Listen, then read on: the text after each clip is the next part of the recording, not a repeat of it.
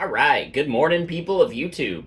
So this time we're back with a really fun build of Blue Flare. This is super aggressive. It utilizes the Ace WarGreymon from the new starter deck, which will allow you to make really defensive plays on your opponent's turn, and also really offensive plays on yours, as it'll allow you to get extra attacks on your level 6 in addition to some of your other levels. Combine that with the extra security attack and the jamming, and this deck gets really, really powerful really quickly.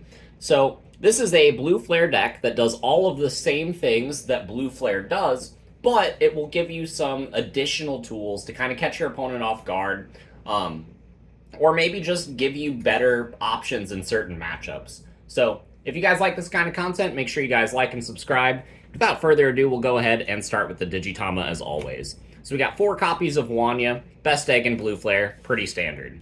For the rookies, I'm a firm believer of the 11 rookies. I think it's the most consistent way the deck can play because you do want to be playing a lot of rookies in certain matchups. That way you can swing for extra checks. So I'm playing the 8 Gaussmon and the 3 Dracomon.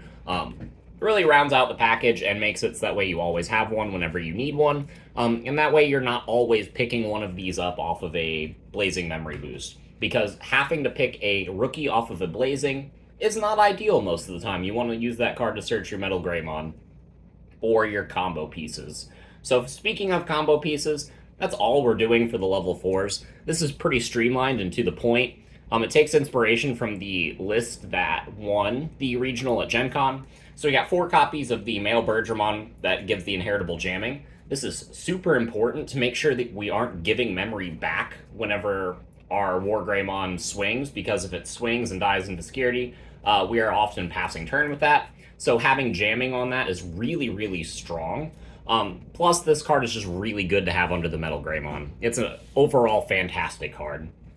We got 2 copies of the male WarGreymon, the other one that can stun a body, and also play the Kiriha on our opening turn, which is pretty nice, and also pull back our Metal Greymon. I like having 6 male bird in the deck.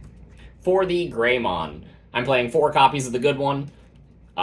This card just lets you search in the late game. Oftentimes, you will have to use one to Digicross, and then you're saving the other ones in your hand, so that way you can fetch back Metal Greymon or dig further into the deck to grab more combo pieces, and that's really nice, being only for 4. This is the main card that you want to be playing off the Gaussmon level 3, and it's just overall a fantastic card. Again, since you only want to be Digicrossing with this once, the main card that you want to be Digicrossing with is the starter deck Greymon, the red one. This is the one that you can't play in the Ultimate Cup format, which is really sad because I think this is one of the best Digicross targets you can get. This is going to be the one that you're recycling the most from your trash off of the Kiriha Nene. Either this or the Jamming Mailbird. And these two, or this card plus the Jamming Mailbird, makes this deck super aggressive. As soon as you Digicross, you're taking minimum 2 security. If you have the Metal Grey X, you're taking 1 more. If you have Z Greymon or WarGreymon Ace, then you can just kind of blow through your opponent's stack, and it's really, really nice. I was testing 4 copies of this card. It felt a little bit clunky, but I would rather see this card than not see this card. So I think if I were going to enter a regional tomorrow, I would bump this up to 4. And I will go ahead and give you guys my regional list at the end of the deck profile. But that is it for the Greymons. I'm playing 7 Greymon and 6 Mailbird in this list, and I think that's really all you need as far as level 4s go. I think the Lana is a little bit inconsistent because you don't always want to evolve it on top of your Tamer.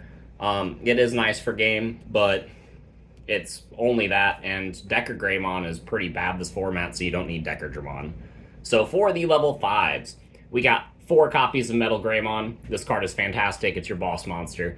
We got 1 copy of the new Metal Greymon to give ourselves a 5th Metal Greymon name. This card is also pretty nice against decks like Machine Dramon, and similar matchups to that. That being able to just pick away sources, things like Black WarGreymon, you can just get rid of their protection and then make them a sitting duck. This is a really good card into specific matchups and really bad into others. So those are the 5 Metal Greymon we do play. I am playing 3 copies of Metal Greymon plus Cyberger Launcher because everybody is playing Psychmon or Solarmon or some variant of that. And this card is very important. Whenever you play the Greymon off the Gaussmon effect, oftentimes you're digivolving it into the Cyber Launcher to spin that floodgate away. And it's a really, really good card. Putting them on the bottom of the deck makes sure that they can't get them back for later, which is really important for the Psychmon because purple only has room to play a few, and putting it in the bottom of the deck means they can't mill it again. So that's absolutely fantastic. If you don't expect to see a lot of Psychmon or Chikurimon or stuff like that, this is the card that you can drop one of to play the fourth copy of the Security Greymon. That or the WarGreymon Ace, because it isn't really necessary for Blue Flare to function. I think it is a really neat inclusion, and I will get into that in a second.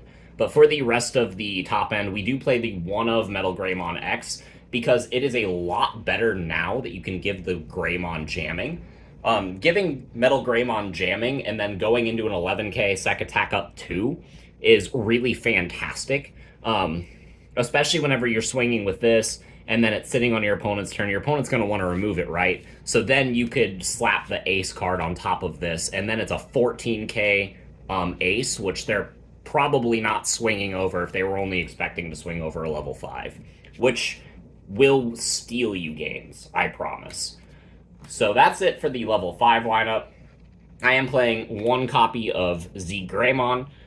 This card is absolutely fantastic at getting double attack, clutching out games. Oftentimes you won't gain the memory back from evolving into it, so oftentimes it is a very similar effect to the WarGreymon Ace, but just a little bit more offensive and a little bit less defensive. It does let you do a really cool save feature, but we are playing 4 copies of the Kiriha and Nene, so that is less important in this style of deck. So for the WarGreymon Ace, I'm playing 2 of it. Any more gets clunky.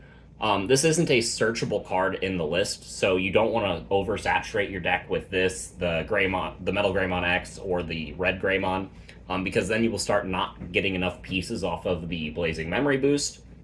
But this is a fantastic card offensively and defensively. A lot of times your opponent can pump up to over 8,000, so swinging over the Metal Greymon can be pretty easy in a lot of matchups. So, like, especially Hunters, they can just punch it with the superior mode if they didn't already tuck it.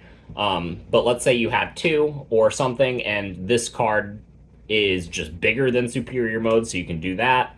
It's bigger than a lot of things in the meta, so being able to just evolve it on your opponent's turn can steal tempo back to you, but also just being able to swing with the Metal Greymon. Let's say you had a source that let you unsuspend, then you could unsuspend off the first attack, evolve into this thing, swing, check security, and then unsuspend again, and then swing again. You can get 3 attacks off of one body, similar to the Greymon. However, it allows you the option to digivolve on your opponent's turn. So for that, I think it's a pretty good card. Also, if you're really behind, you can just hard slam this for 6, which I usually don't recommend, but I have done it at least once. And yeah, it's a good card. I've really, really liked it in my testing, and it is more than just a meme, I promise. So for the Tamers, I'm playing 2 copies of the base Kiriha, and then 4 copies of Kiriha Nene. I wanted 4 Tamers that were Kiriha to make the Blazing Memory boost super consistent, because at 5, I was hitting it pretty often, but not as much as I would like. 6 is the most I could realistically fit in the deck Tamer-wise. But the Kiriha Nene combo Tamer is the more important one to max out, because with this card, you only need to see 1 of each material throughout the game, because then you can just keep recycling them with this card, and it's absolutely fantastic. You can only recycle 1 at a time, but since we are playing so many level 4s in the list, that's usually all you'll need. But then you get into the late game in certain matchups, and you'll have 2 of this out, and you just start to gain multiple memory at the beginning of your turn, and you just start being able to recycle all of the pieces from the trash and keep a massive hand size against certain matchups. That's pretty fantastic. So I do really like this Tamer split, and this is the Tamer split that I swear by playing this deck. So for the rest of the options, I'm playing 4 copies of Blazing Memory Boost. the one of Ice Wall. These are really stock standard, and they'll be in every blue flare list. And then the 3 copies of Storai, because it's really fantastic, this format. Stuns Bloom Lord, stuns Royal Knight, stuns... It can help you stun... What is it? Belphamon. This is just an overall fantastic card. It strips sources from Black WarGreymon. Storai is just absolutely fantastic. I think 4 is clunky. I think 2, you don't see it enough. I think 3 is fantastic. And yeah, that's it for the options. So for the list that I would play at a regional, if I was entering a regional tomorrow, I would simply cut the 2 WarGreymon Ace, play another copy of Greymon, and another copy of the starter deck Greymon, and that's it. That is the only change I would make to this list. I don't think this card is consistent enough to play over 9 rounds. I think it is really fun at a locals. But I think you can make the strong argument to cut a single copy of the Cyber Launcher to play one of the WarGreymon Ace in addition to the Greymon.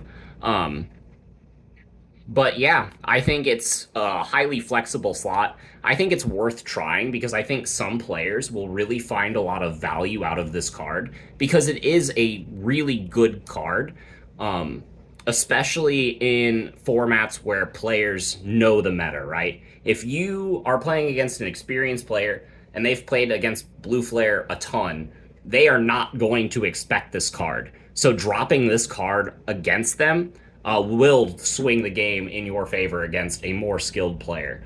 So you can make the argument for playing this card in your deck, especially at top tables, but that's up to you. It's not searchable, so it is kind of a brick some of the times, but other times it's a hand trap, and that will steal you games. So yeah, that's about all I have to say about Blue Flare. This is an absolutely fantastic deck. In my opinion, I think this is one of the best decks of the format. I mean, obviously people say it shined, right? Like, that's no contention. But if you had to pick a second best deck, I think it would be a toss-up between either this or, like, one of the Greymon variants.